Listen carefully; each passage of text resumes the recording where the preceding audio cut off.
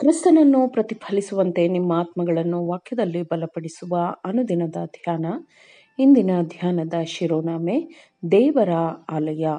ಈ ದಿನದ ದೇವರ ವಾಕ್ಯ: ಜೀವಿಸುವವರು ಇನ್ನು ಮೇಲೆ ತಮಗಾಗಿ ಜೀವಿಸದೆ ತಮಗೋಸ್ಕರ ಸತ್ತು ಎದ್ದು ಬಂದಾತನಿಗಾಗಿ ಜೀವಿಸಬೇಕೆಂತಲೇ ಆತನು ಎಲ್ಲರಿಗೋಸ್ಕರ ಸತ್ತನು.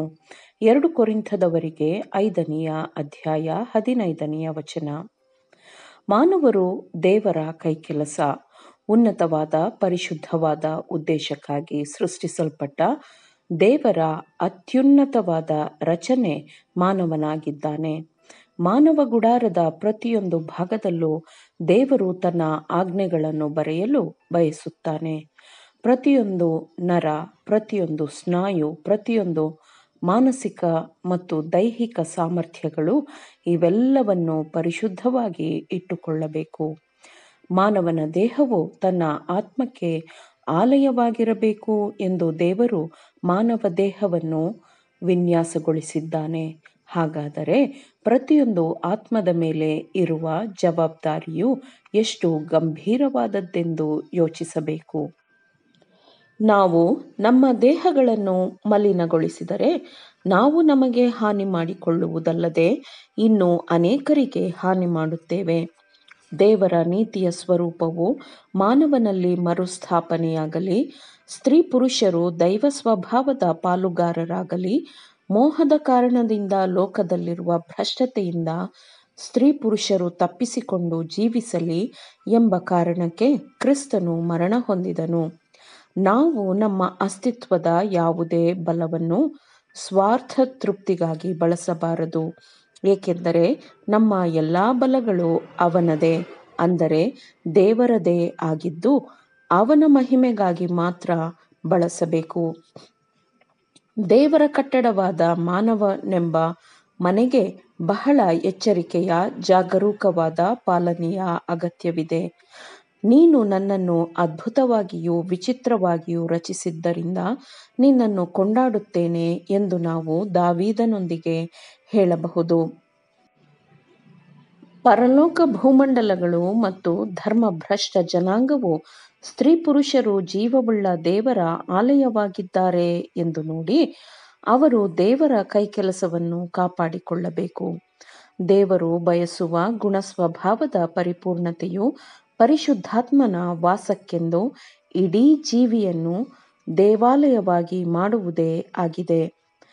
ದೇವರು ಇಡೀ ಜೀವಿಯ ಸೇವೆಯನ್ನು ಬಯಸುತ್ತಾನೆ. ಮಾನವನು ಎಷ್ಟು ಉನ್ನತಿಯನ್ನು ಸಾಧಿಸಬಹುದೋ ಅಷ್ಟು ಉನ್ನತಿಗೆ, ಅಷ್ಟು ಸಂಪೂರ್ಣತೆಗೆ ಹೋಗಬೇಕು ಎಂದು ಕ್ರಿಸ್ತನು ಬಯಸಿ ಕ್ರಿಸ್ತನು ಅದನ್ನು ಸಾಧಿಸಿ ತೋರಿಸಿದ್ದಾನೆ. ಮಾನವ ಯಂತ್ರದ ಕೆಲವು ಭಾಗಗಳನ್ನು ಮಾತ್ರ ಬಳಸುವುದು ಸಾಕಾಗುವುದಿಲ್ಲ. ಎಲ್ಲಾ ಭಾಗಗಳನ್ನು ಕಾರ್ಯರೂಪಕ್ಕೆ ತರಬೇಕು, ಇಲ್ಲದಿದ್ದರೆ ಸೇವೆಯು ಕೊರತೆಯದ್ದಾಗಿರುತ್ತದೆ.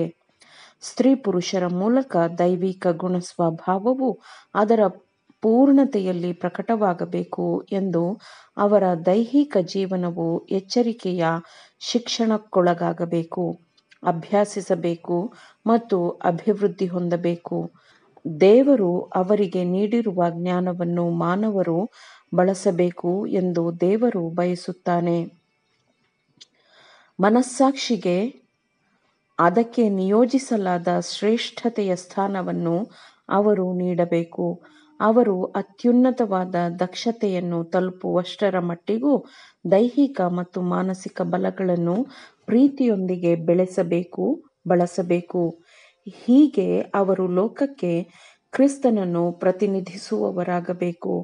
ದೇವರು ಮನುಷ್ಯನಿಗೆ ನೀಡಿರುವ ಯಾವುದೇ ಅಂಗ ಅಥವಾ ಸಾಮರ್ಥ್ಯಗಳನ್ನು ಮಾನವನು ನಿರ್ಲಕ್ಷಿಸಿ ಅದನ್ನು ದುರುಪಯೋಗಪಡಿಸಿಕೊಂಡು ಅದಕ್ಕೆ ವಂಚಿಸಿ ನಂತರ ಅವನು ನಂಬಿಕೆಯ ವರವನ್ನು ಅಭ್ಯಾಸಿಸುವುದನ್ನು ದೇವರು ನೋಡಲು ಸಂತೋಷಪಡುತ್ತಾನೆಯೇ?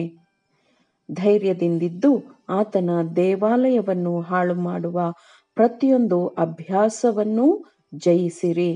ದೇವರು ನಮ್ಮೊಂದಿಗೆ ವ್ಯವಹರಿಸುವುದರಲ್ಲಿ ಅವನ ಉದ್ದೇಶವನ್ನು ಮತ್ತು ಆ ವ್ಯವಹಾರದ ಪರಿಣಾಮವನ್ನು ನಾವು ನೋಡಲಾಗದಿದ್ದರೂ ನಾವು ದೇವರ ಮೇಲೆ ಸಂಪೂರ್ಣವಾಗಿ ಅವಲಂಬಿತರಾಗಿದ್ದೇವೆ ಮತ್ತು ನಮ್ಮ ನಂಬಿಕೆಯು ಇನ್ನೂ ಬಲಗೊಳ್ಳುತ್ತದೆ.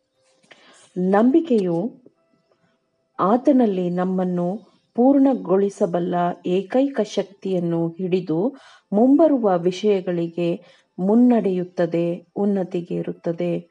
ಆಮೇನ್. ದೇವರ ವಾಕ್ಯಗಳನ್ನು ಶ್ರದ್ಧೆಯಿಂದ ಆಲಿಸುವವರು ಮಾತ್ರವೇ ಆಗಿರದೆ ಪಾಲಿಸುವವರು ಆಗಬೇಕೆಂದು ನಿಮ್ಮನ್ನು ಉತ್ತೇಜಿಸುತ್ತೇನೆ. ಪರಿಶುದ್ಧಾತ್ಮನ ಸಹಾಯದಿಂದ ಆಲಿಸಿದ ನಿಮ್ಮೆಲ್ಲರಿಗೂ ಧನ್ಯವಾದಗಳು. ಮತ್ತೆ ದೈನಂದಿನ ಧ್ಯಾನಕ್ಕಾಗಿ ನಾಳೆ ಸಂಧಿಸೋಣ. ಆಮೇನ್.